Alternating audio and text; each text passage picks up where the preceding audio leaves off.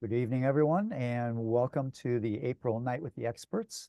My name is Dave Kraft. I'm Director of Nuclear Energy Information Service based in Chicago. We do this program on the last Thursday of each month, with the exception of November.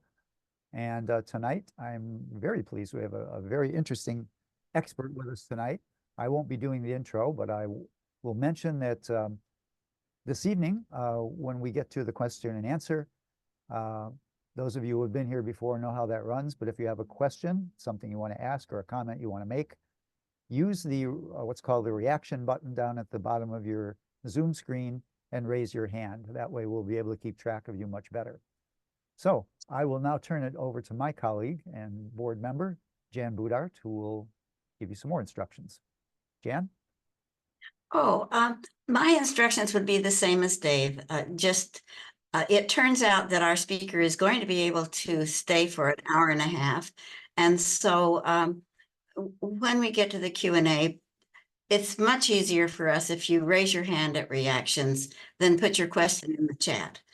I've asked Alfred to introduce the speaker tonight. He's very enthusiastic about this speaker, so I wanted him to do the introduction.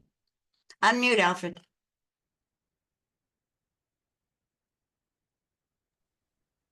Thank you, Jan. I'm Alfred Meyer with Physicians for Social Responsibility in New York, and it's my honor to introduce our speaker. Through his deep historical research, Jake Hamblin provides provocative knowledge and perspectives. Jacob Darwin Hamblin is an American historian who is a professor at Oregon State University. He writes and speaks about international dimensions of science, technology, and the environment, especially related to nuclear issues, ecology, oceans, and climate. He has directed 3 different graduate programs at Oregon State University, and currently he directs the university's Environmental Arts and Humanities Initiative. You can find out more about him and his work at jacobdarwinhamblin.com. Tonight, he will discuss his 2021 book, The Wretched Atom, America's Global Gamble with Peaceful Nuclear Technology. By way of introduction, I want to briefly share a few comments about the other books Professor Hamblin has written or co-edited. In 2005, he wrote Oceanographers in the Cold War, Disciples of Marine Science. This book tells the story of how the development of the field of oceanography was influenced by military goals as well as international cooperation. In 2008, he issued Poison in the Well, Radioactive Waste in the Oceans at the Dawn of the Nuclear Age. This book talks about the dumping of vast amounts of radioactive waste into the ocean by Russia, the US, and the UK, creating a legacy that will last for thousands of years. In 2013, he wrote Arming Mother Nature, The Birth of Catastrophic Environmentalism. And this story is about how the Cold War military pursuits defined environmentalism, not the hippies. And in 2021, he issued The Wretched Atom, which he'll speak about in just a moment. In 2023, he and Linda Marie Richards co-edited Making the Unseen Visible, Science and the Contested Histories of Radiation Exposure. Many of the effects of nuclear fallout and radiation have been intentionally hidden by governments around the world. Public knowledge has been driven by activists demanding recognition and justice. From 2017 to 2020, Jacob Hamblin and Linda Richards facilitated the Oregon State University Downwinders Project, sponsored by the National Science Foundation, to support research and scholarship on the Downwinders cases near the Hanford nuclear site in Washington. Making the Unseen Visible collects some of the best work arising from the project in its workshops and brings a variety of current community and scholarly work together to create a clearer, larger web uniting nuclear humanities research across time and geography.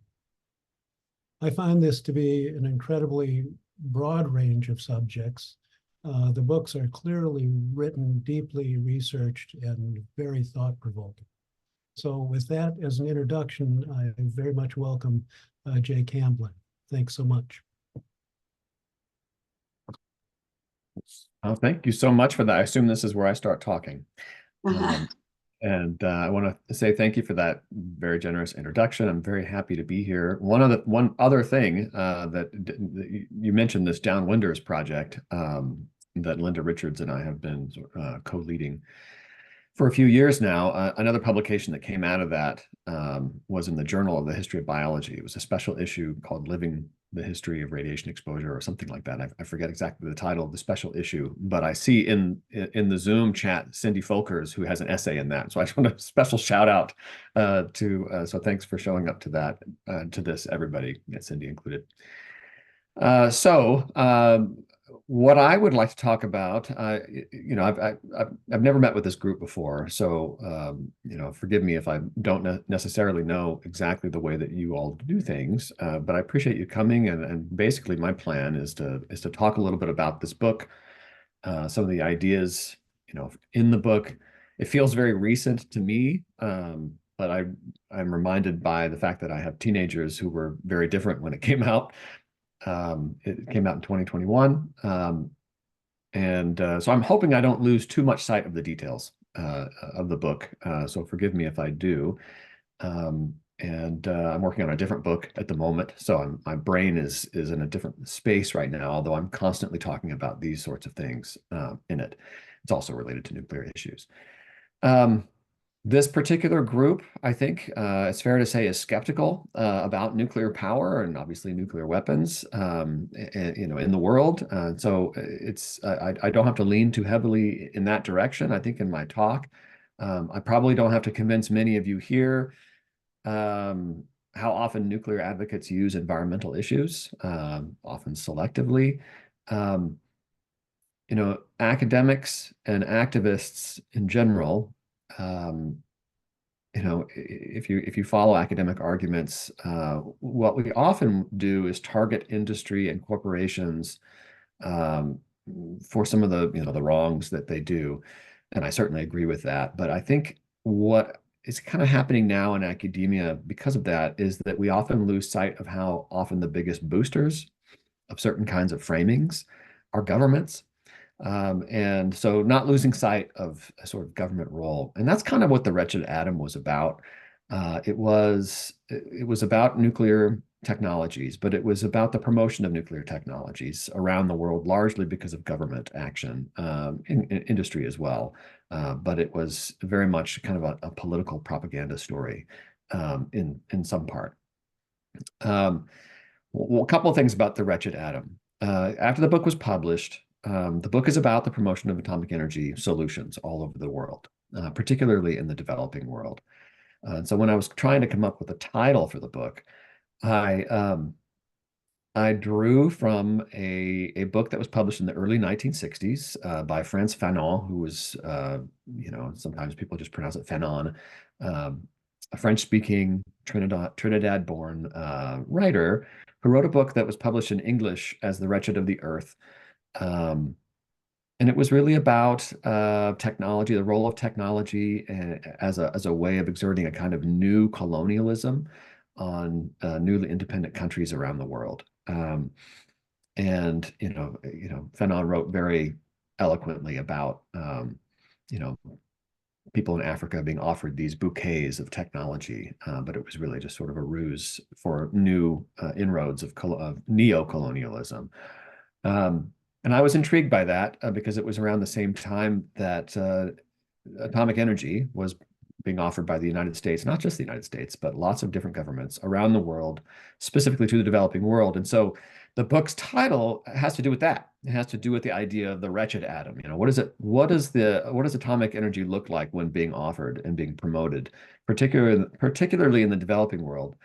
The book ended up being not just about the developing world, but that's where the title comes from. So I'm spending a little time talking about the title, mainly because I've gotten some hate mail since the book came out, mainly by people who want to defend nuclear power, assuming that they know what the book is about based on the title, because I think it's a diatribe against nuclear power. The book, I'm a historian. I don't it's very critical, obviously, of nuclear power and nuclear weapons at different stages, but it's a history. It's a history of the promotion of these as solutions. So I want to clarify that at the beginning. This book isn't really pro or anti-nuclear, but having said that, it does get at the use of the idea of peaceful atomic energy by the United States, which I characterize in the book as the promiser in chief, but also by other governments around the world. The rhetoric of atoms for peace or the peaceful atom was a powerful tool by governments, by the United States, certainly, by the US allies, certainly, the Soviet Union, certainly, but also by governments that are trying to develop their own nuclear programs, whether the US wants them to or not. So the rhetoric of atoms for peace, the peaceful atom, was pretty powerful, often because we accept that binary of the warlike versus the peaceful so readily. I mean, some of the biggest critics of the United States, one of the things I found in writing the book was some of the critics that we often think about who didn't shy from criticizing the United States, artists and poets and writers of various kinds, weren't very critical of the peaceful atom. Thought of that, well, we need to focus on peaceful applications. And that, I think, was very beneficial to governments who really wanted to get people to accept that binary. And I think the boundaries, the book tries to show that the boundaries between those two are hazy at best. So in any event, rather than read to you or just lecture to you, what I'd like to do is just kind of show you some slides and talk about some of the themes of the book. Hopefully that will be okay. So I'm going to share right now. Hopefully you guys can see this. Maybe somebody give me a thumbs up that is working. Yeah, it's working. Okay. It is Okay, working. thanks. Appreciate that. All right, so we can start with this. Both of these are probably familiar to most of the people in this room. Obviously, the one on the right is Colin Powell in a famous scene when he's justifying what became the invasion of Iraq in 2023, not 2023, sorry. Wasn't that recent, 2003. That just, think of this as 50 years after the creation of the international, or not the creation of the speech that launched the creation of the International Atomic Energy Agency. This was a famous speech on the left-hand side by Dwight Eisenhower. In any book that deals with peaceful atomic energy, it has to contend with this major propaganda initiative by the United States called Atoms for Peace.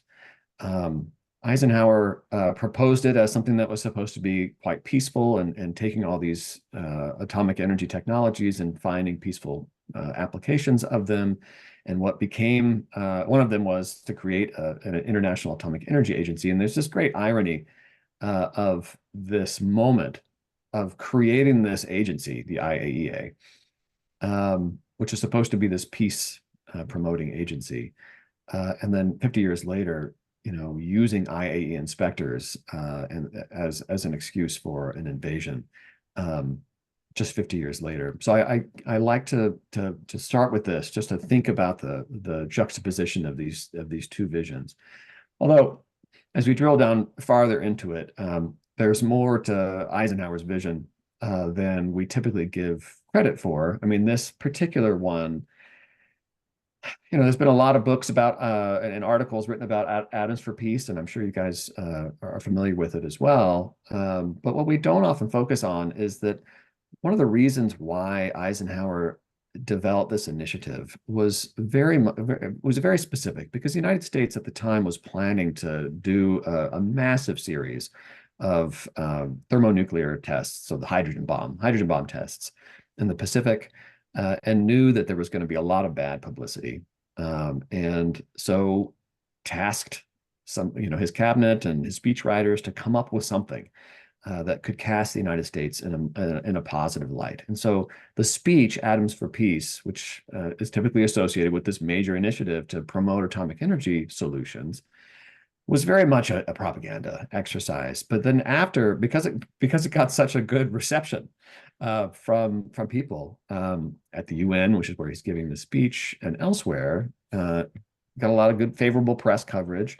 It became a program. I mean, Eisenhower didn't know what to do with the peaceful atom. Remember, this speech happened before there were any commercial nuclear reactors. And so, in documents that I use in the book, he's talking about, well, we can't tell people they can use a ball of plutonium to power a tractor, but, but maybe we could do something, maybe in agriculture. There isn't a real strong sense of what these technologies will be, especially in countries of the so-called developing world.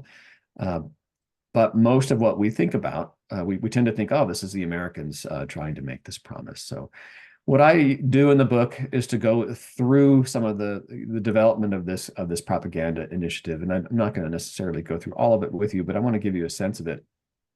One of the reasons why I focus so much on the developing world is because that, in many respects was the initial target of the United States. This is a period in which the Eisenhower administration is really concerned about neutralism, really concerned about the specter of not just communism, but of countries like India taking a lead in trying to convince people to focus on issues like anti-colonialism rather than the sort of fight against communism. So really, this initiative was targeting the developing world, and what that meant in the 50s and in the 60s as well is the kinds of technologies that we tend to think about as being atomic technologies are not necessarily the ones we think of today. Today, we think of nuclear power primarily. In the 50s and 60s, it was agriculture. It was fertilizer studied. It was irradiating seeds. There were some medical applications. You can look at these photographs that I'm showing you here. These are all from the International Atomic Energy Agency's archives. The IAEA was finally launched in 1957, and a lot of what it did was training courses to try to get scientists in the developing world to be competent with irradiating seeds, to maybe generate mutations, to sterilize food with radiation, to sterilize insects to try to control disease. So you irradiate some flies, and then the sterile mates, males will outcompete the others and diminish the population that way, and that'll control insect-borne disease. To do any number of different kinds of training programs. I call this the promise of cornucopia because it was during that time period in which the U.S., and not just the U.S., but definitely the U.S. as a leader, started using the atomic energy as a solution for lots of different kinds of things. And so if you think about the long history of nuclear energy being promoted as a solution to environmental crises like climate change today, you can see very much the same thing happening in the 1950s as a solution to hunger. Oh, we're going to create miracle grains with nuclear energy. We're going to cure cancer with nuclear energy. We're going to cure, you name it. Atomic energy was promoted as a potential solution to that problem. One of the big tensions at the international level, in the early 1960s, was the fact that you had this new agency, the International Atomic Energy Agency, that to use a metaphor that was used by its critics at the time, it was a hammer in search of nails. And what they meant by that, I found a lot of criticism, for example, at the Food and Agriculture Organization, which is based in Rome.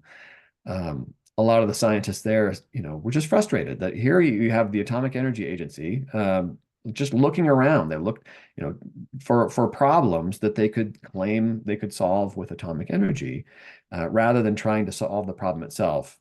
So the argument went, the IAEA was just trying to identify things that could potentially be addressed with the atom. In other words, the agency itself, the International Atomic Energy Agency, was there to promote a particular suite of technological solutions. It was not there specifically to solve problems. It was to offer solutions. And that pitted it up against the Food and Agriculture Organization, the World Health Organization, UNESCO, all these specialized international agencies that were more problem focused as opposed to solution focused, which sounds like I'm criticizing them by saying they're not solution focused. But I think the idea was that you can't really be taken seriously if you're always going to offer the best solution is always going to seem like a nuclear one. And that's the IAEA in a nutshell, certainly in the 1960s. The IAEA transitioned into a different kind of mission later in the 1980s. It still is a promotional agency. It still promotes atomic energy, even though we call it a watchdog. It's not a watchdog. It still promotes, but also has moved into a more of an inspector role, and that's something that's you can trace in my book as well. Just a little more on propaganda to make it a little more interesting.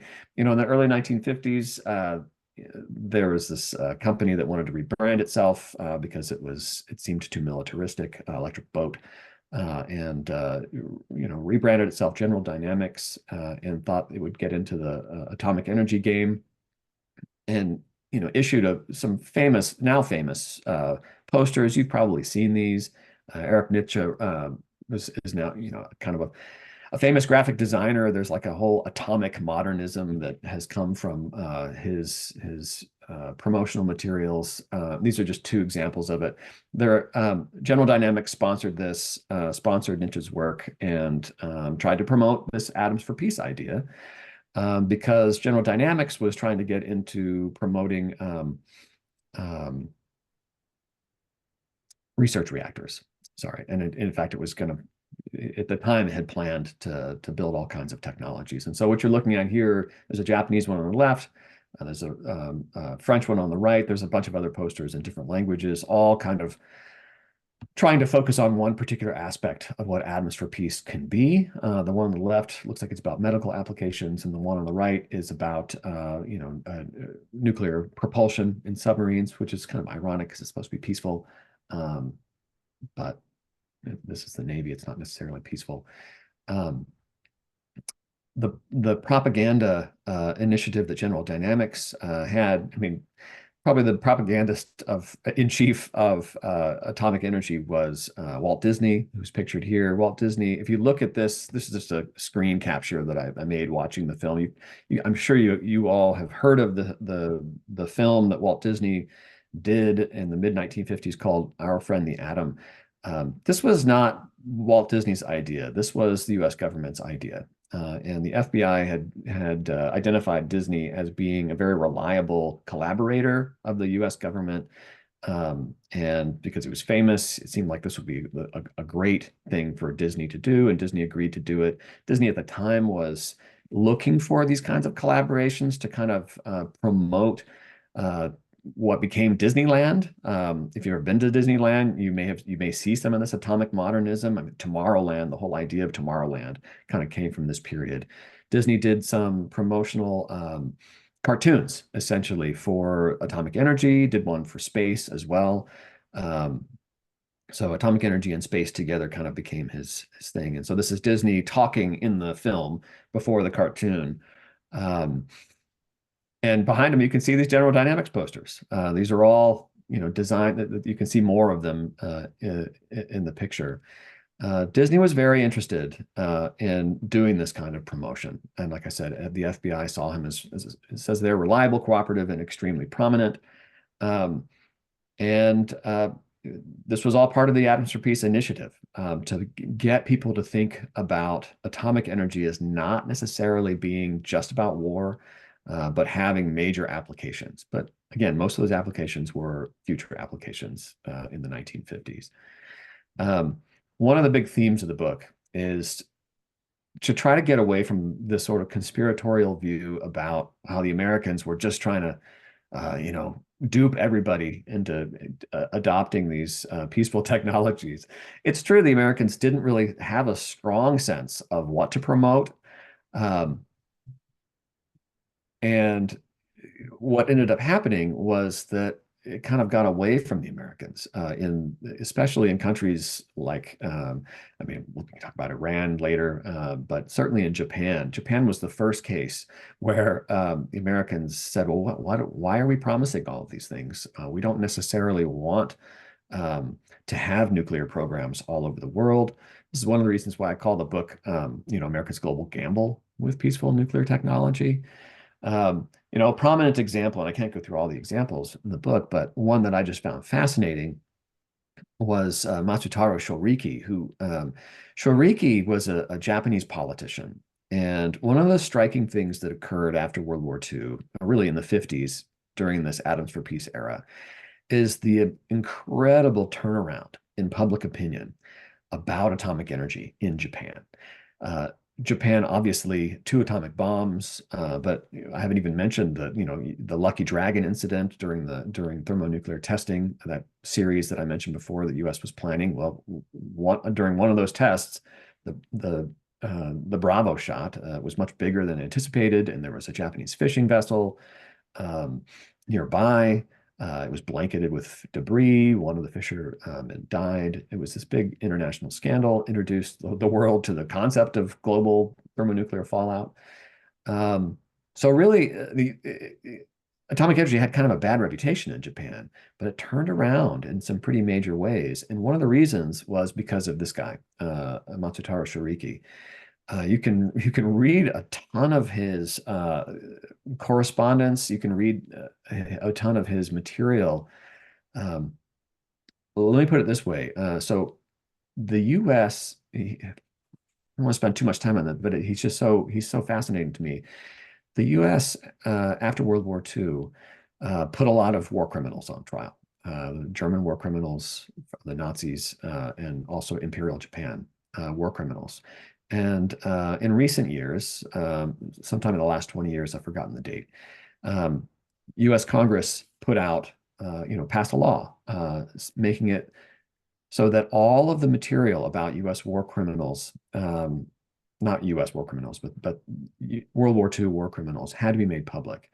And what that meant for me as a historian and for any other historian is that all the documents about these war criminals, the Japanese and Germans, are now in the public domain. You can read them on the CIA's Freedom of Information Act website.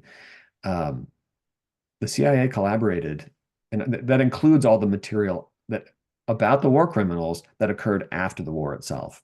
So weirdly, we have a lot of information about this particular historical figure from the 1950s, even though it's unrelated to World War II, because he was put on trial as a war criminal at the end of World War II, and then he spent a year in prison. He was let out because he promised the U.S. he would collaborate with them, and then he became very prominent once again. He was the owner of the largest circulation newspaper in Tokyo, and he got out of prison because he wanted to collaborate with the Americans in creating the first non-public television network, commercial television network, and convinced the Americans to do this because he said that it can be a very pro-American television network.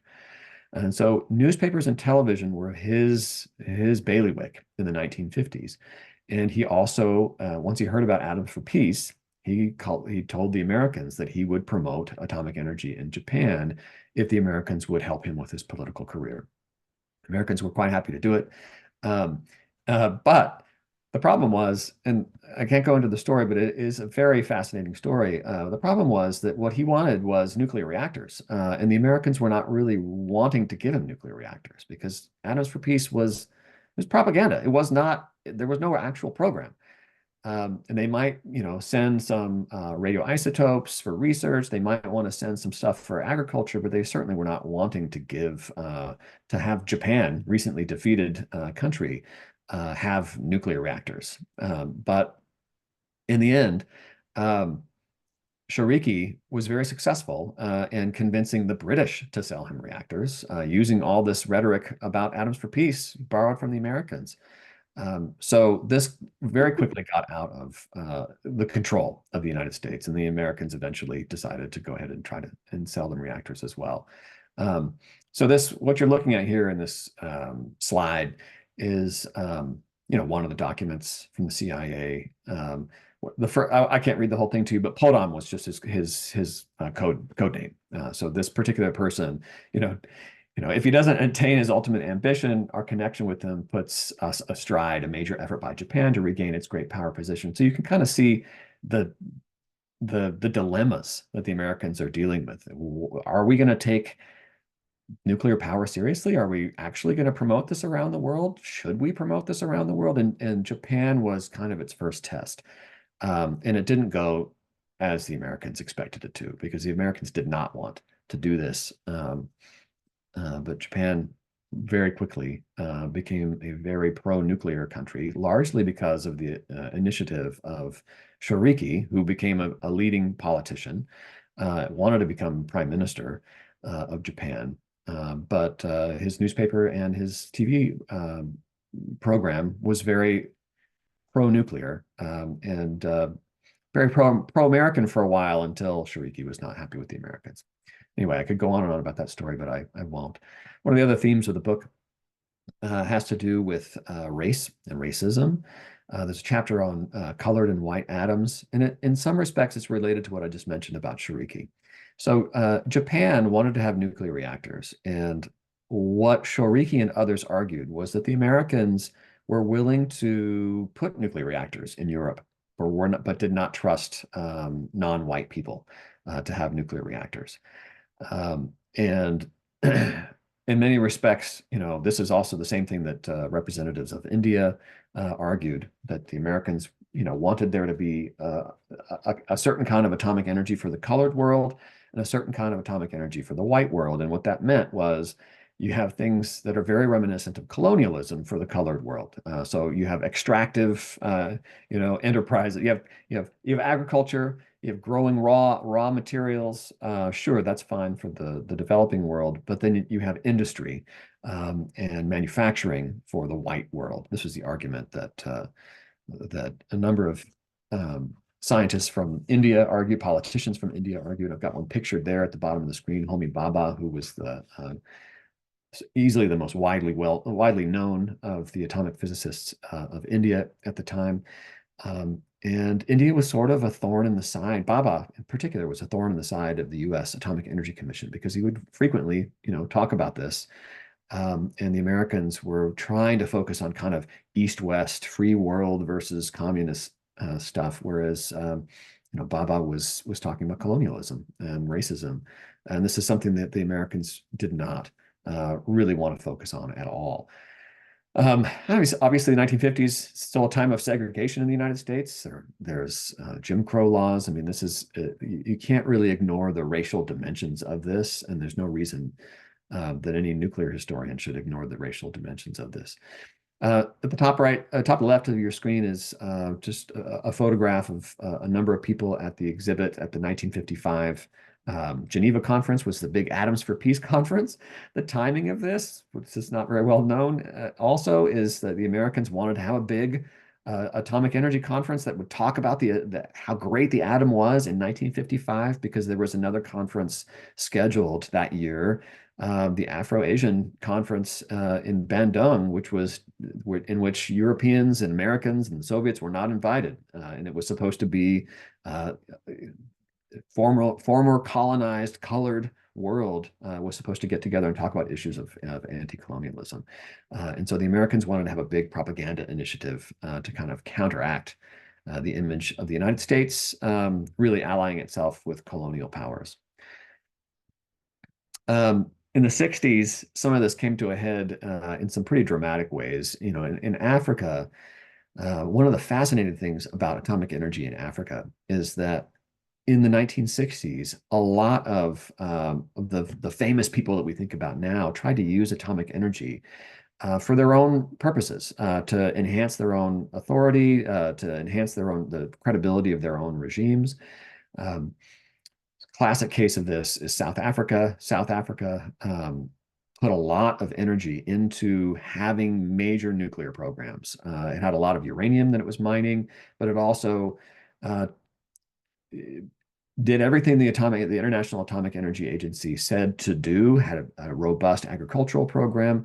The reason it did that is because it wanted to make sure that it was the representative of Africa and the Middle East. At that time, the International Atomic Energy Agency was represented by regions. And ironically, given our point of view now, you have all of Africa and the Middle East was represented by white supremacist South Africa.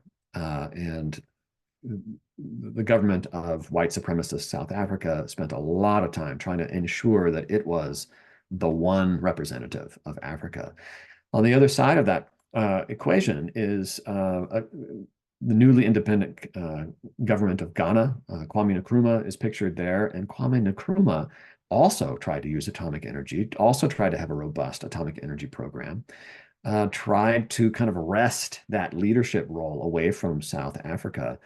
The United States played a role in this too. And, the Lyndon Johnson administration, which was at the time, trying to be as anti-racist as it could be, very pro-civil rights, but it was also, definitely in bed with white supremacist South Africa because the United States wanted that uranium. The Johnson administration was very clear that the timing of uranium shipments needed to not happen during election times.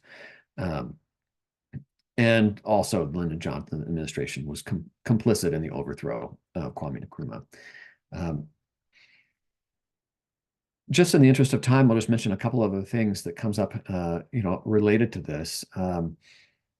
We can look at the history of the promotion of nuclear power and nuclear technologies through the lens of proliferation. It's a very complicated story, obviously, but the US's and Europeans' obsession with non-proliferation happened in the 1960s, was kickstarted in 1964 when China tested its first nuclear weapon. It was not kickstarted after France did or the UK did. It was after China did in 1964. In 1974, skipping forward many years, India tested its first nuclear device. It called it a peaceful nuclear explosion, which nobody in the West really took seriously. Peaceful nuclear explosion. But the irony was, this is precisely what the Americans were saying they were doing in Atoms for Peace, possibly building harbors with nuclear explosions. And so India essentially took that argument that the Americans had from the Atoms for Peace program and said that that's exactly what they were doing. They were just doing peaceful nuclear explosions. I guess for the purposes of this talk, rather than going through all the details of that, I'll just use that as yet another example of this kind of gamble with the rhetoric of peaceful nuclear technology getting away from the Americans and other countries using it for their own purposes. Indira Gandhi, who's pictured here, was very good at politically tying being nuclear to economic development, to India's position in the world. She had her own politics, her own national politics that she was working with, even though outside of India, the United States certainly characterized this as a big betrayal by India, although India had never agreed to not do this, so it really wasn't a betrayal. Couple of other things, and then I will try to close. You could one of the discussions in the book is the desalination programs in Israel. The United States was very interested in using peaceful technology to try to bind different countries to the United States, and it tried to do that with Israel. Continues to try to do that with Israel using technology and money and military equipment. The United States tried to put nuclear reactors in Israel as a way of having leverage over its nuclear program. And it did so around the time of the Six-Day War. If you want to talk about that more, we can. It's certainly relevant to some of the things that are going on today. I just don't have time to give you the full story about that. Lyndon Johnson tried to have his own atoms for peace. He called it water for peace. And that the idea was to look at parched parts of the world and to try to give them water using nuclear reactors as power for big desalting plants to take seawater out and provide agricultural irrigation for places that didn't have it before, and targeted Israel as one of these places where it could do that. But, you know, behind the scenes, of course, that was really very much connected to the development of the nuclear program of Israel. Last thing I'll mention on this is Iran. I mean, Iran is kind of a famous case now, or it always seems to be in the news to worry about Iran. What we forget is why Iran went nuclear at all.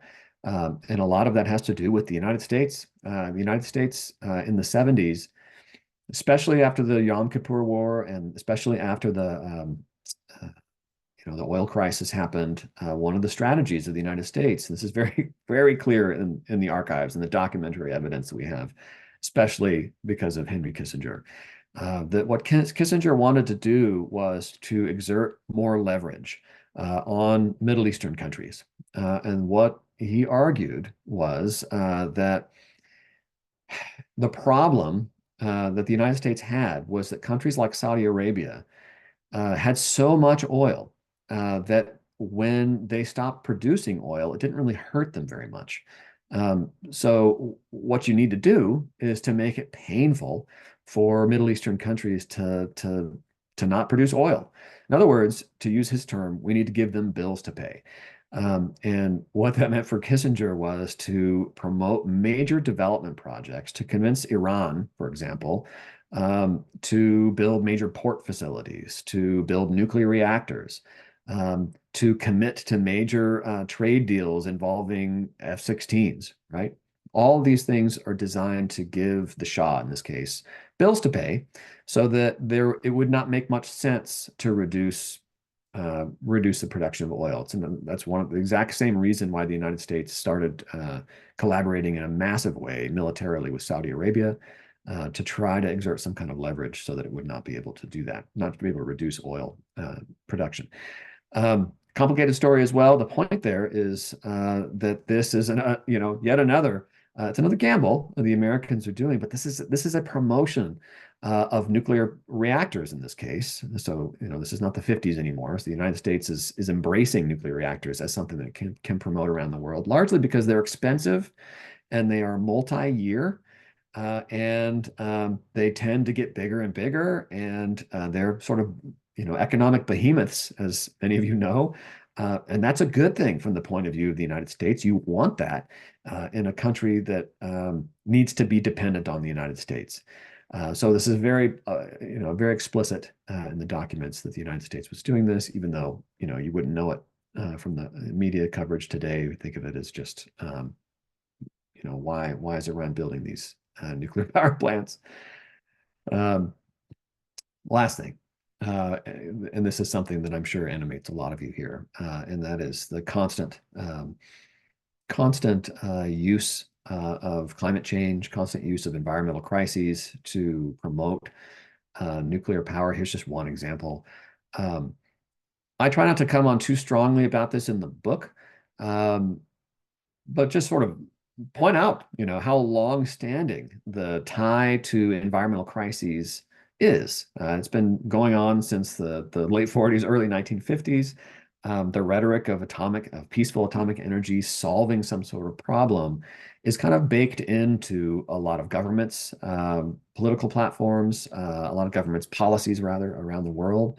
It's baked into the mission of the International Atomic Energy Agency, which, by the way, now also has the additional mission of monitoring other countries' nuclear weapons programs.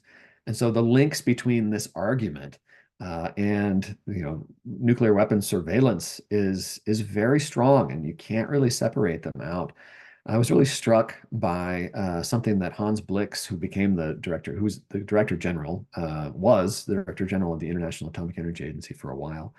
I was very struck by documents by him. He was a lawyer, and had spent a lot of time trying to turn the IAEA into more of an agency to crack down on nuclear weapons proliferation, rather than just being a Atomic Energy Promotion Agency. I was really struck by, after Chernobyl occurred, some of the documents that I was reading.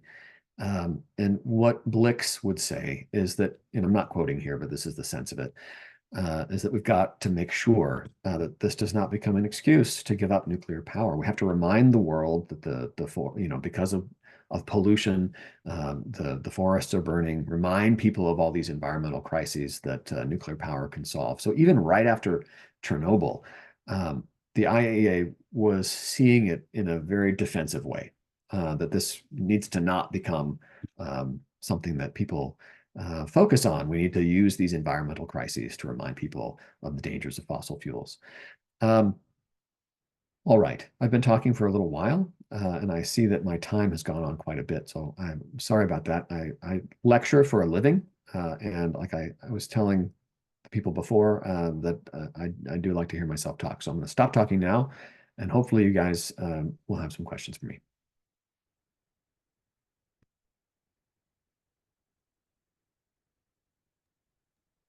Well, thanks a lot for letting us know the essentials of what your book is about.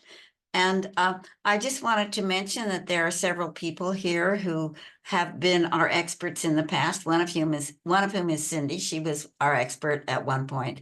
And I don't want to start naming names anymore because I'm confused about one or two of them. But anyway, we'll start calling on people with questions. And our first questioner is Roxanne T. Hi, I'm on Vashon Island in Washington State. And Washington State, Jacob, you probably know, is trying to go gung-ho on nuclear energy. Lots of millions of dollars to study, as if we haven't been studying it for decades. My big question is, the United States possesses approximately 1% of the uranium stores in the world. And it seems to me one of the biggest arguments we have is that if we go nuclear to solve the climate crisis, which of course it won't, aren't we going to end up in resource wars once again? Like oil, but it's going to be uranium this time because we do not have enough uranium. Thank you. What a great comment. I thank you for that.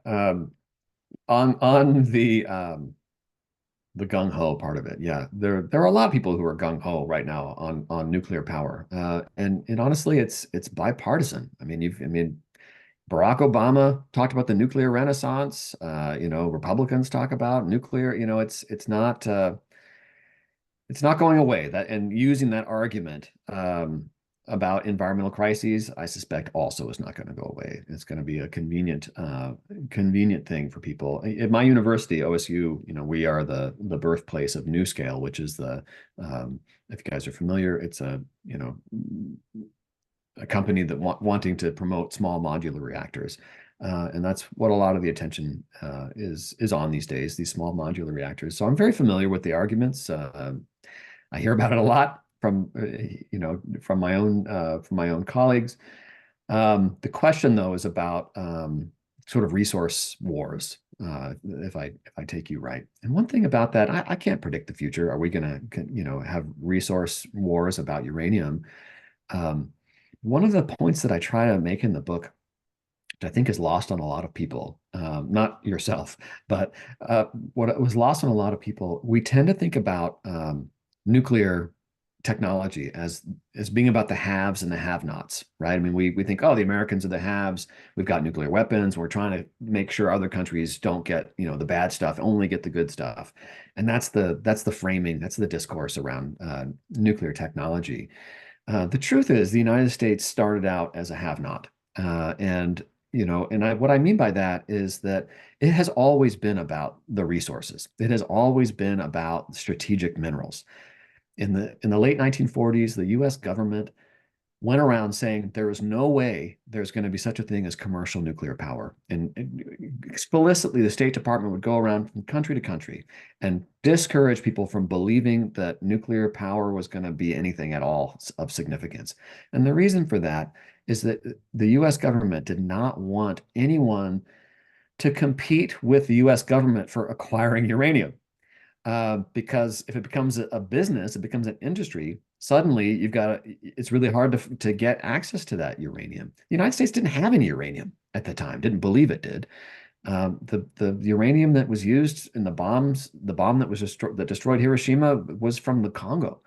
There was some uranium in Canada. The US government put a lot of money and energy into incentivizing people to find uranium.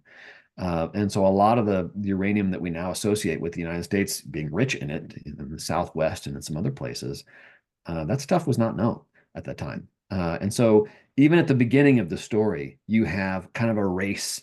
At that time, it was a race against the Soviet Union, a race to find this uranium. And actually, not just uranium, at the time, thorium was perceived as possibly being,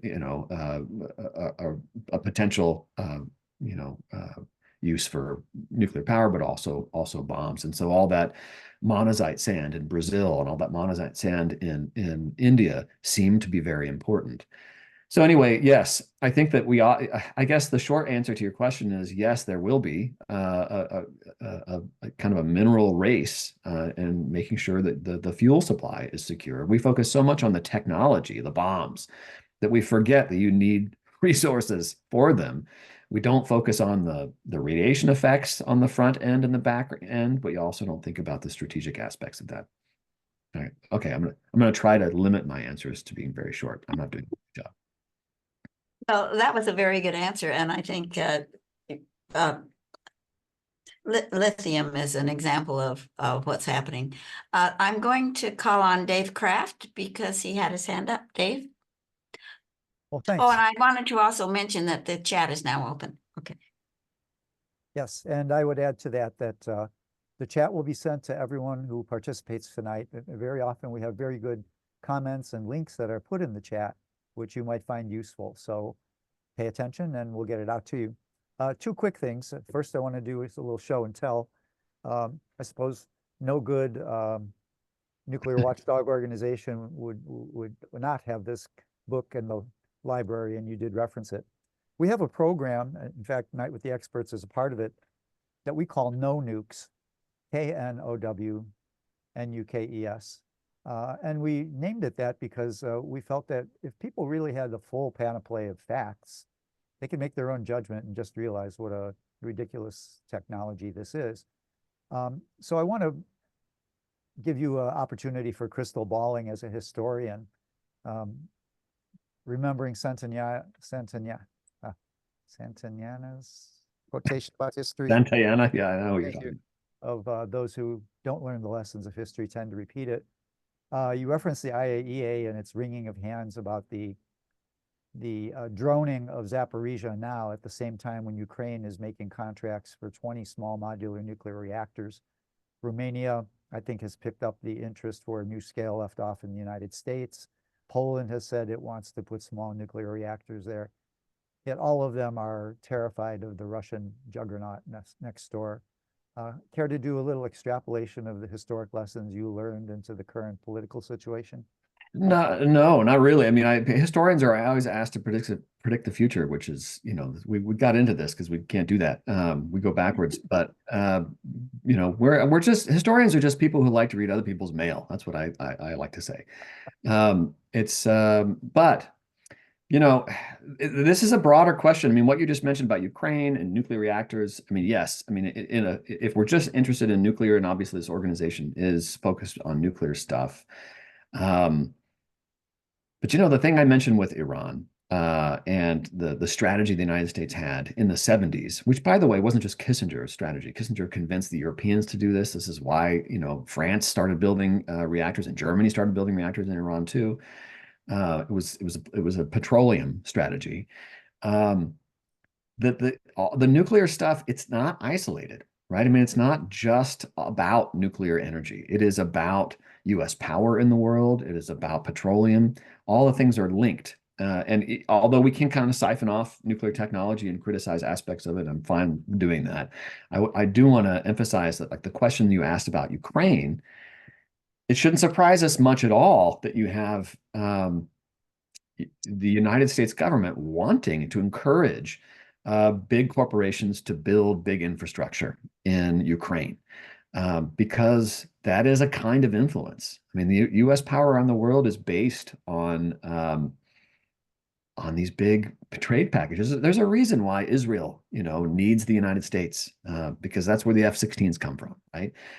There's a reason why Ukraine wants this technology, and there are reasons why the United States wants to do it as well, because it's a kind of continuing influence. We often think about technology as something that can be given, like, oh, I'm just giving you this technology, and the reality of the situation is much more complicated. It's much more like, when you have it's much more like Netflix. I mean, okay, I'm shooting from the hip here, but it's much more like a subscription-based model, right? Where you don't just buy one thing, you buy continuing access to something. And that is how the United States operates, right? So you give a technology, what you're doing is you're selling training contracts, you're selling personnel, you're selling, you're asking them, oh, build a wing to our university. Oh, we will train you in how to do seismic research to detect, there's all kinds of things that go on with technology that are not just, oh, I'm giving you a technology. It's much more about a relationship. And so when you see things like what you just described in Ukraine, you have all these promises of modular reactors, or your promises of building infrastructure. That's what that is. It's building a long-term. It's having this kind of interdependent relationship. Sorry, long-winded answer to the question. I thought it was very good. Okay, let's call on Alfred Meyer. Yes, thank you very much for such a wonderful presentation. I'd appreciate your comment on perspective that I have developed. And I'd start perhaps with the subtitle of your book. You call it a gamble on nuclear power. I'm wondering if it's really a gamble or whether it's a very purposeful endeavor. The framework I've been looking at things through is that the driving force of the nuclear enterprise is nuclear weapons and a nuclear navy. And that's the bottom line. This talk about climate change, energy too cheap to meter, all these other things really are just part of the propaganda, as you call it.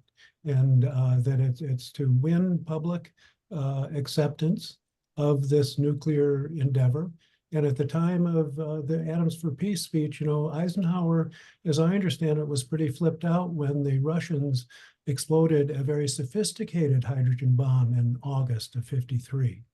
And he considered talking to the public about the deep doo-doo we're in with these nuclear weapons. And instead he came up with Atoms for Peace. And when you talk about the IAEA being a hammer looking for a nail, I mean, its mission is to promote nuclear technology.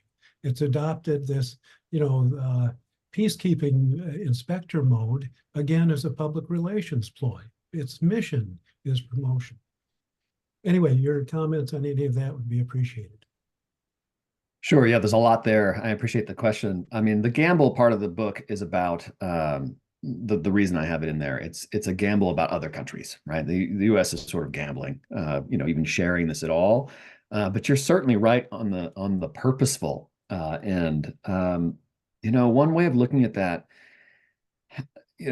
I do think that the U.S. was trying lots of different things in the 1950s. I mean, there was a nuclear navy, sure, but there were also nuclear-powered airplanes for a while that were in development that fortunately did not get developed. And there are a lot of different ideas, building harbors in Alaska with nuclear weapons. And in the 50s, in the early 60s, some of that seemed feasible, and today it has become nuclear kitsch, where we just think, it's so funny. But at the time, you wouldn't necessarily know. A lot of things were tried. But you make a good point, I think, about how it was really about, there are certain things the U.S. definitely wanted to make sure it had, nuclear navy. And on that point, the United States can't really not have a cornucopian view.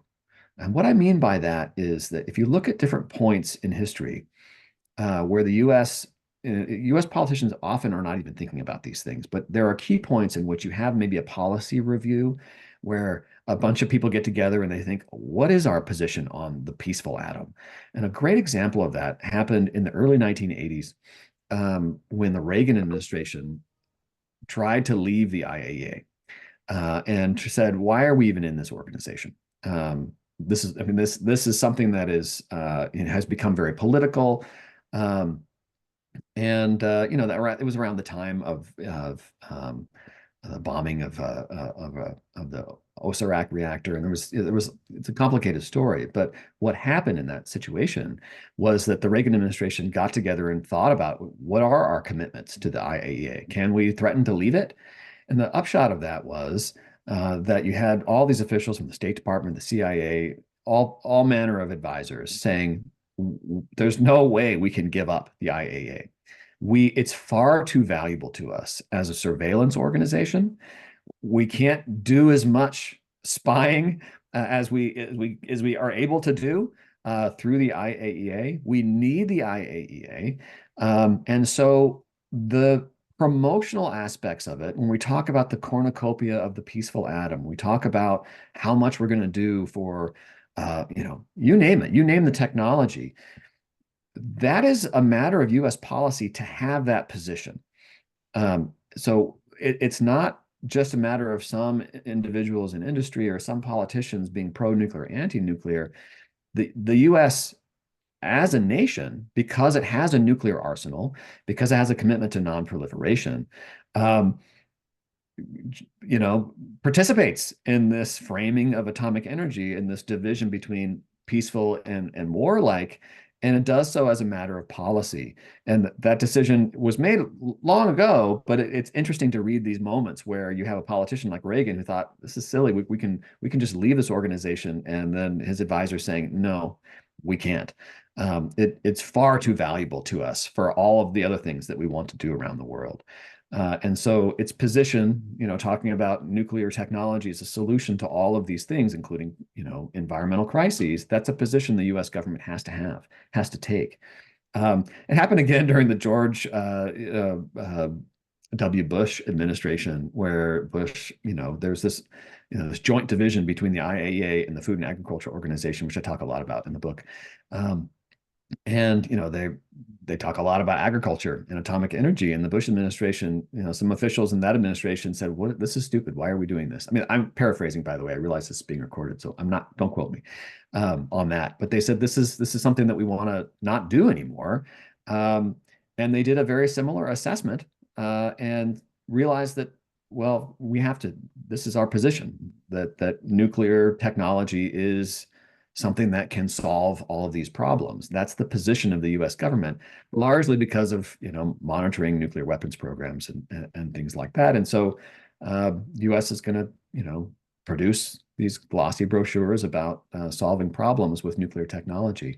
Now, having said all that, I'm not trying to say that there aren't applications of atomic technology. Some of them are real, but a lot of it is future based. And making promises about the future. Okay, this is me close my mouth again. Thank you very much. I'm going to call on Arjun instead of Roxanne because we haven't heard from Arjun yet this time, and Roxanne has already asked a question. Arjun is a great friend of ours, and he's been our expert at least 2 times in the last couple of years. So, Arjun? Thank you, Jen. I joined late, so excuse me if you brought this up, Jacob, but I just wanted to mention one of the countries that has suffered the most. We remember the oil exporting countries, but we don't remember Congo. And Congo has, of course, suffered terrible depredations during the Belgian rule there, which went on well after the Manhattan Project. And a lot of the national nations of the United States, and there were US-Soviet Cold War rivalry involved, and puppet governments set up were originally around, and millions and millions and millions of people have died in the Congo from corrupt governments that were basically set up to serve the interests of outside parties. And as it turns out, the government that eventually was installed of Mr. Mobutu served the interests of Western parties. And that, of course, resource curse became more complicated with copper and now the, all the materials that go into our cell phones and so on. But I think it was the really rich uranium ore, 65% uranium. And of course, there was problems from that in the United States, with ore processing and all the radium and exposure. But I think the suffering of the Congo should be much more recognized. And by that, I mean the Congolese people, which continues to this day. And while there's a lot of death, tragedy, and suffering going on, there's actually a terrible level of violence and suffering going on as we speak in the eastern part of Congo. I mean, I don't want to go on, but I think you might have talked about it already. Any comment would be welcome. But just for the people gathered here, I think we don't remember the Congo as much and put it in the center of our thinking as much as we should. Yeah, I think that's a great comment. First of all, it's nice to see you / meet you. I don't think we've met in person before, or I guess we're not in person now. But Nuclear Wastelands was a big influence on me, years ago, and so I appreciate your work. So, having said that, having had a chance to say that, yeah, absolutely. I mean, the Congo definitely is in the book. Congo. The more recent stuff that you're talking about with copper and more recent history is not in the book. Where I encounter it is in the late 40s and early 50s, when the U.S. is trying to figure out how to navigate essentially racism. We're trying to figure out how to get uranium from South Africa, ultimately in the 60s, and how to get uranium from Congo, and how to manage the accusations that the U.S. is supporting colonial regimes. And the way that is smoothed over, I suppose, in the media, there's a lot of collaboration between the U.S. government and the New York Times, for example, during this period. That newspaper articles will talk about, Belgians, their white supremacy is not as bad as South Africa's is. It's a very complicated it's a complicated story, but it's also historically an interesting one, in that a lot of that story is trying to, back to Roxanne's initial question about resources, that this is the United States trying to figure out how to prioritize mineral acquisition. In that case, getting Congo, one of its biggest priorities was trying to ensure that there was no way that any of the Congolese people were agents of the Soviet Union or were going to ever get access to that uranium in Africa. The United States was trying to balance that with, again, supporting white supremacy in Africa and being perceived as supporting white supremacy. So it was kind of a political game from the point of view of the Americans. The way that Congo comes up also in the book is around Lumumba and I have this chapter. I don't know if you were around when I was talking about this chapter called Colored and White Atoms, in which I talk about Kwame Nkrumah's attempt to kind of wrest atomic leadership in Africa away from South Africa. And one of the ways that Nkrumah did that was to be very vocal about what was going on with Patrice Lumumba in Congo. And the story of Ghana and Congo is very complicated in itself. But that's the other aspect of it. I mean, that's where it comes in the book. And so, but beyond that, it deserves more attention. But beyond that, Thank you. Thank you. Thank you. Okay, this will be the second time we've called on Roxanne, and so the rest of the people here, if you decide you want to ask a question, please go ahead. But anyway, right now, oh, there's Dennis, he's responding. Roxanne, you go ahead and ask your question. It's a very short one. I often hear pro-nuclear people say that all the renewable clean energy things require batteries, which require minerals, and that's a big problem, they say. But those things need minerals one time to build the battery, and nuclear needs uranium and other minerals constantly. Is that a good argument? Thank you. That's a great question. I guess the annoying professor thing, part of me, which is really the entire part of me, I guess I'm just an annoying professor, is that I resist the framing of that question entirely, right? I mean, I tend to say, look, this is not about technological choice. This is not about like my work is not about, okay, therefore nuclear power bad. Instead, what I'm interested in is revealing the connections between atomic energy, in this case, and US power and US propaganda, and trying to get people to see that these links between peaceful and military are not as clear cut as you think that they are, and that the whole idea of peaceful atomic energy is itself, the fact that people accept it is it's an important tool. It's often overlooked by scholars in this entire period. So I tend not to get into debates about whether or not it's worse to have lead acid battery or not lithium or whatever minerals. I try not to get into that because that's all bad too. So it's for me, it's about seeing the links that are often overlooked.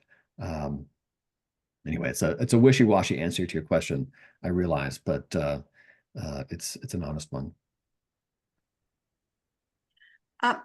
Okay, I wonder if Dennis wants to say something, or if you are just applauding the answers that we're getting, or did you want to say something, Dennis? Yes, I did. Oh, yeah, okay. Well, that isn't your hand raised, that's your hands clapping, but Okay. that's okay. I'll take the applause. That's good. Yeah, I'm calling on Dennis. I'm so glad you're here. We haven't seen There you it for a long is. I'm time. sorry. Now, there we are. That's your hand raised. Okay. Yeah, I'd like to ask about these small modular reactors. They seem to be the solution to the problem in general.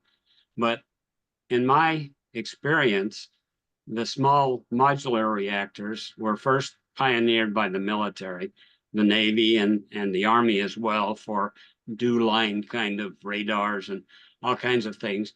But those were all highly enriched uranium, or very high enriched uranium reactors. The traditional reactors have been something like 4 to 6% enriched, and those cannot be made into a bomb. But the highly enriched uranium that you could get quite easily from these small reactors, like the Navy reactors, could easily pose a proliferation threat. So why does no one talk about that?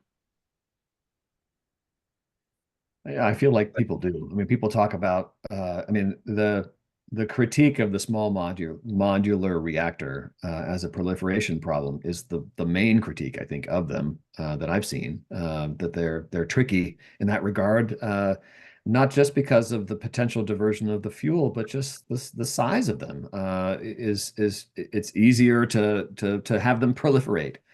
On the question of, one part of what you asked that I would push back against is that, the fact that it comes from the military.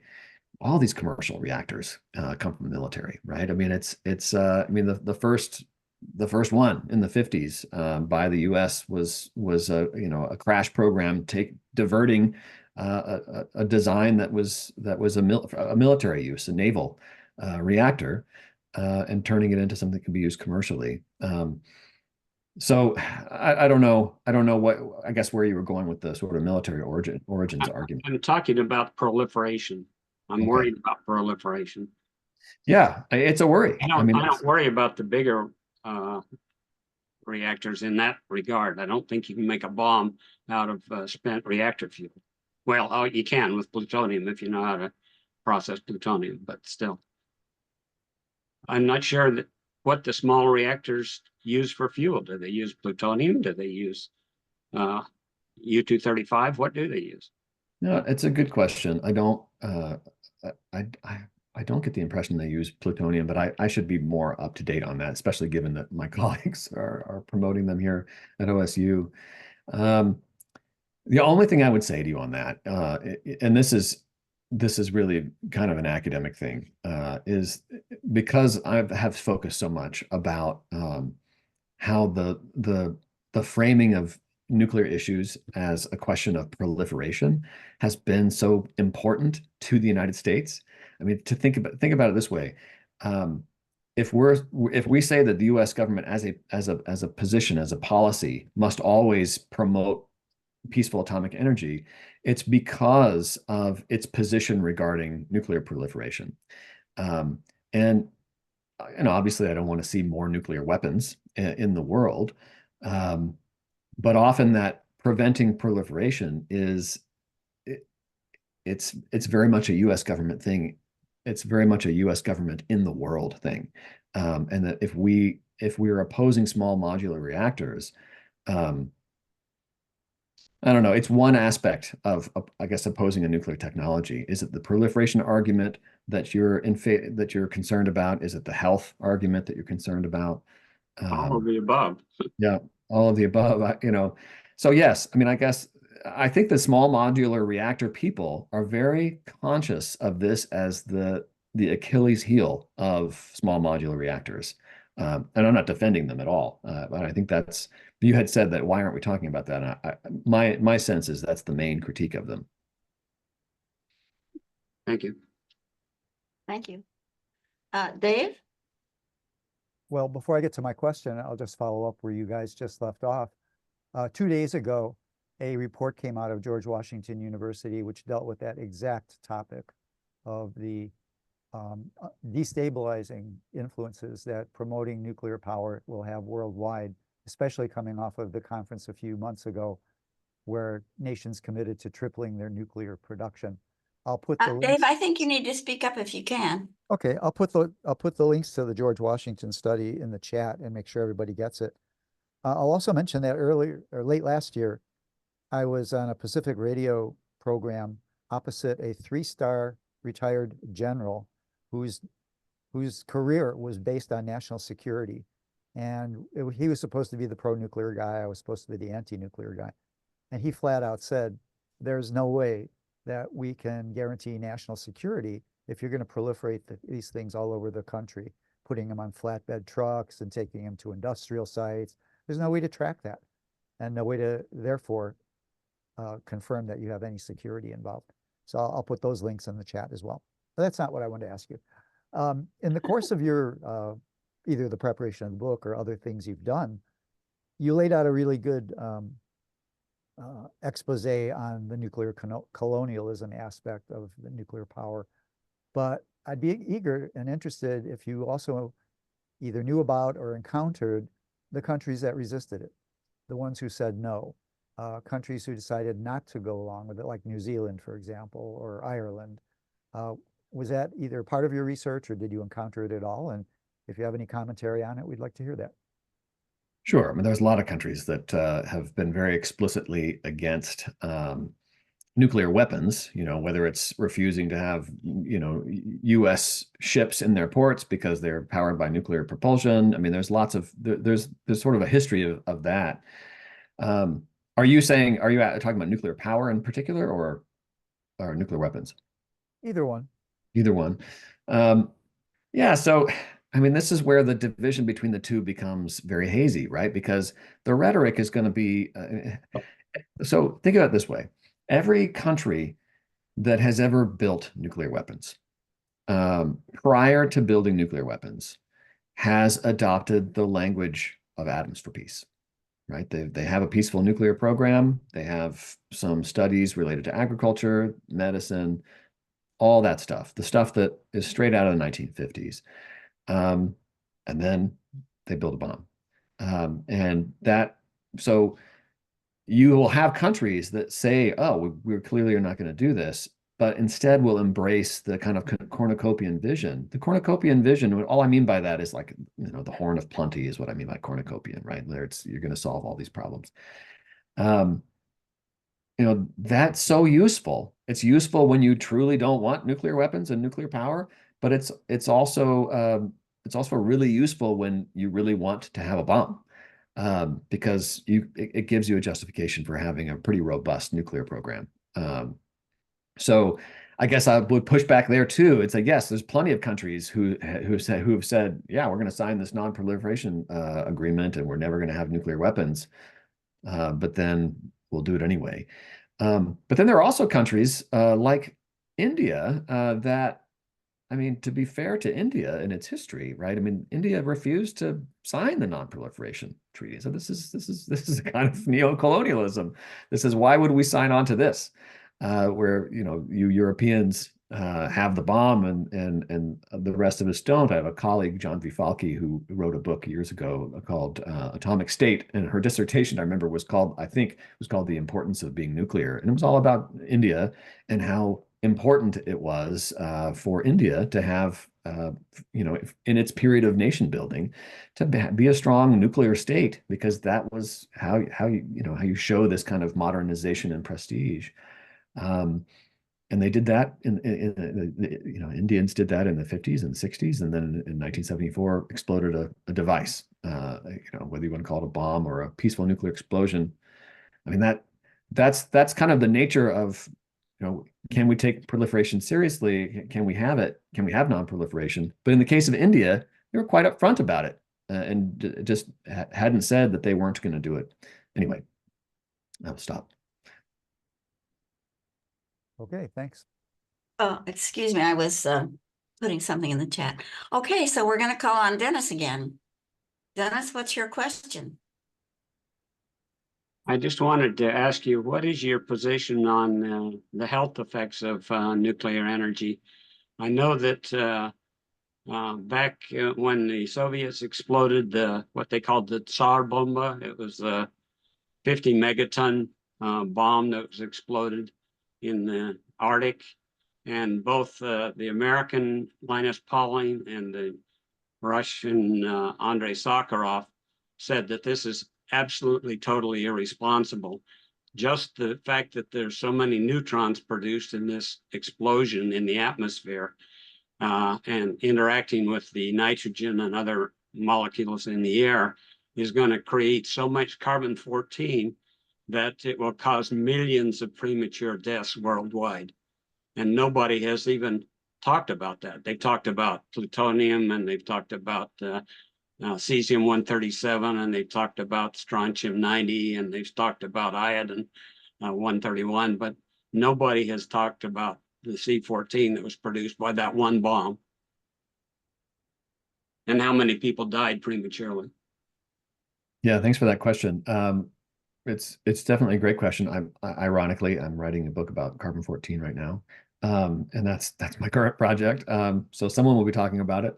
But your initial question was, what's my position on the health effects?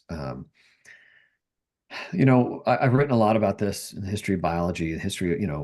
One of my most cited papers, for better or for worse, is about the first effort in 1956 I called it negotiate, the first study on the biological effects of atomic radiation. And you guys are, I'm sure, familiar with the Bear committees and all that. So the first one was in 1956, and it's cited because there are pro-nuclear people that use it and anti-nuclear people that use it. And, it's negotiating in the sense that at that time, this is a nice encapsulation of the issue, I guess. At the time, the geneticists had a dilemma, and their dilemma was, look, we know that every time you explode one of these things, it creates mutations, and there are going to be birth defects for every one of these bombs. And it's something like, let's say it's 2 mutations per 1,000 live births, right? And it's a lot. And it could be,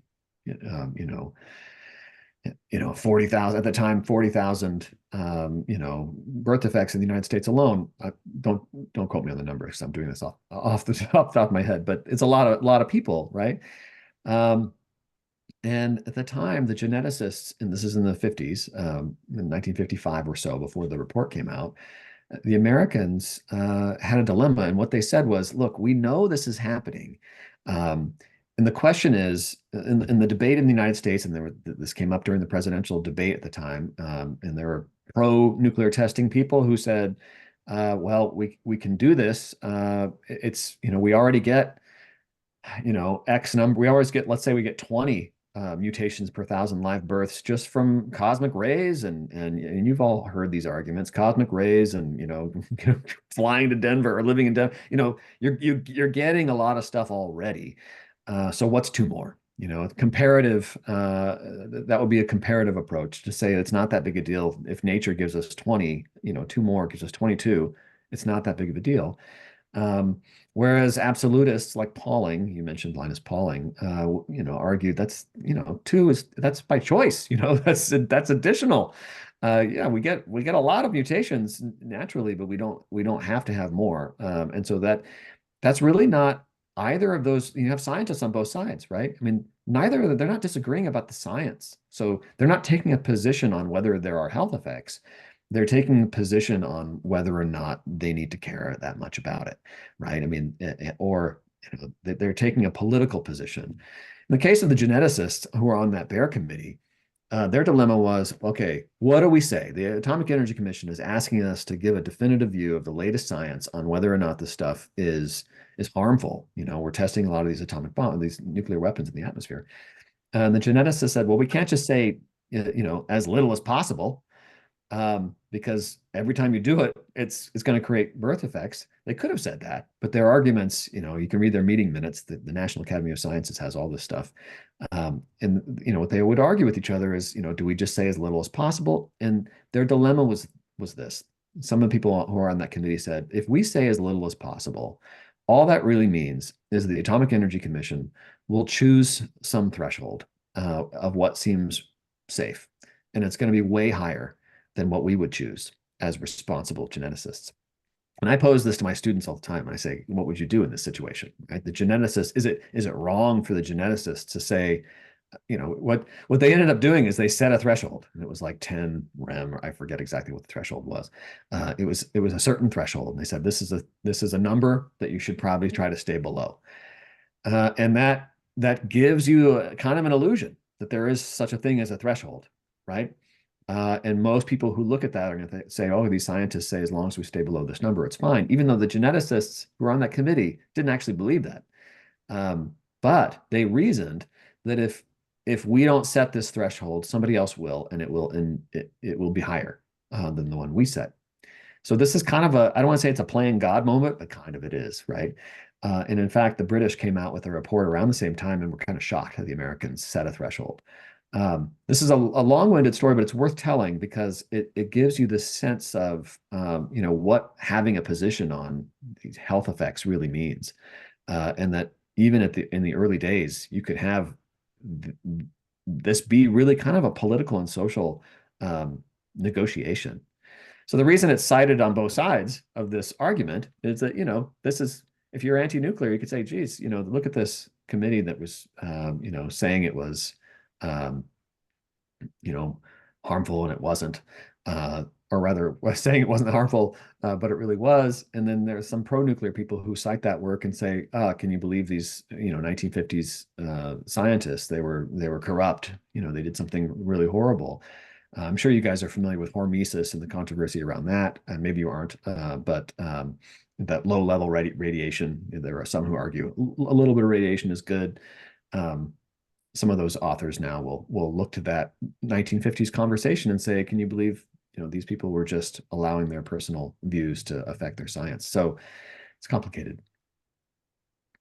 I'm not pro hormesis, by the way. That's not a hormesis statement.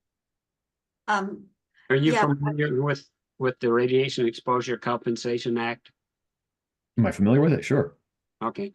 Right now it only covers like 7 counties. downwind of the Nevada test site, including Washington County. And I was going to ask you, are you related to Jacob Hamblin, who was the pioneer there? I frequently am asked that, and yes, the answer is yes. I'm descended from his murderous younger brother. You are descended from Jacob Hamblin, who lived in Santa Clara? What's that? You are a descendant of Jacob Hamblin? No, I'm Oh. descended from his younger brother, his murderous younger brother. Anyway. But it's the same people that settled in southern Utah who Yes, are eligible for compensation. right. Thank you.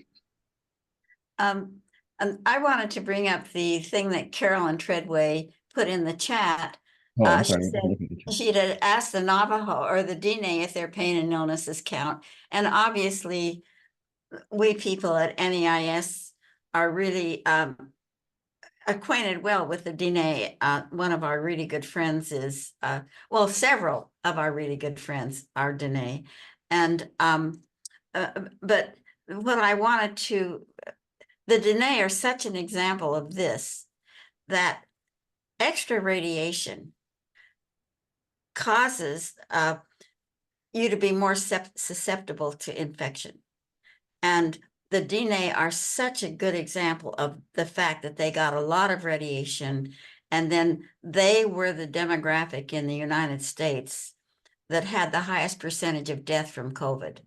And I think that this is an example of, you know, it's not just the radiation, it's the long range effect that it has on your ability to resist other kinds of health problems.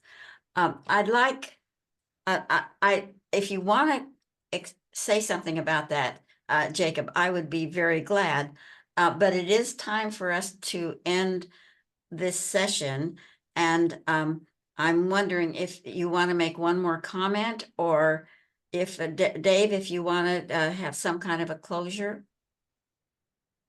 What about Jacob? Do you want to make one more comment, Jacob? To Yeah, sure. I mean, I will try to make it brief. I'm very conscious of the fact that when you guys ask these great questions, I go off the rails and then I don't end up answering the question.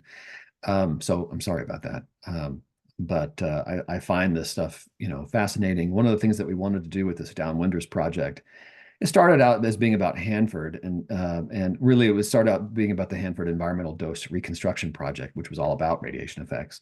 And but what we found when we started having people like Cindy Folkers, you know, we had these workshops, and we had them once every year for 3 years. We had people from all over the place, not just interested in Hanford, but you know, people who were interested in different parts of the world, but also we had a bunch of people who were activists, a bunch of people who felt like they were representing communities, who were affected communities. And so what we wanted to do with the book and the special issue of the Journal of the History of Biology was to try to include more voices than just historians like me, right? That we want to make sure that part of making the unseen visible, it's about radioactivity is invisible, of course, but it's also trying to make sure that we listen to people and we make their stories visible. So, you know, chapters about the Marshall Islands, chapters about the Diné, chapters about Kazakhstan, chapters about uranium mining in India. There are a lot of parallels to the US story. There's a lot of similarities. Obviously, there are differences as well, but there are surprising thematic connections that happen in a lot of these different places. So I would urge you guys, if you're interested in that. I didn't write that book. I co-edited it with Linda Richards. Most of that, we wrote the introduction, but most of the writing in that book, Making the Unseen Visible, is by other people. So I don't even have to feel guilty promoting myself because it's actually promoting others. So I guess I'll make that my final comment. Our friend Helen Jacquard has an essay in the book. That's right. So, that's right. Yeah. Okay, so Dave, I'm going to turn it over to you to close off the meeting, and this is the end of my contribution. Thanks for facilitating that, Jan. And Jacob, thank you very, very much for participating tonight. Your apologies were unnecessary because this is the kind of dialogue that this particular event tries to engender. You know, we're not trying to be the talking head expert webinar. We're trying to be conversational, get those kind of stories that you won't get anywhere else. So just want you to know you got an A+ tonight for doing exactly what we asked you to do. So thank you. And if you would stay with us a few minutes when we close, I'd appreciate that. So I also want to thank the people who showed up for this. I know it's showing up for stuff like this is different, you know, so I appreciate you doing it. agreed. Yeah, we had a lot of competition tonight from other events. Well, last week we had the Taylor Swift album. I mean, at least it wasn't last week, you know. The what? The Taylor Swift album. Clearly, right. you're not a Swiftie. Yeah, we're going to try and get her for the next Night with the Experts. See what happens. Again, also, thank you everyone who showed up tonight. Our next Night with the Experts will be on May 30th. That's the 5th Thursday, last Thursday of next month. We're not quite cemented in the topic, but there may be some familiar faces we're going to be bringing back for some of you to see. So again, thank you very much for joining us, for participating, for asking questions, engaging in the dialogue. And watch your email boxes. We will be sending out the chat, which is full of very useful URLs and links tonight. So you'll have that information available to you. And if something fails, just send us an email and we'll get it out to you. That's neis@neis.org. So thank you all for joining. Thank you, Jacob, again, one more time for a terrific presentation tonight. And we hope to see most of you next month.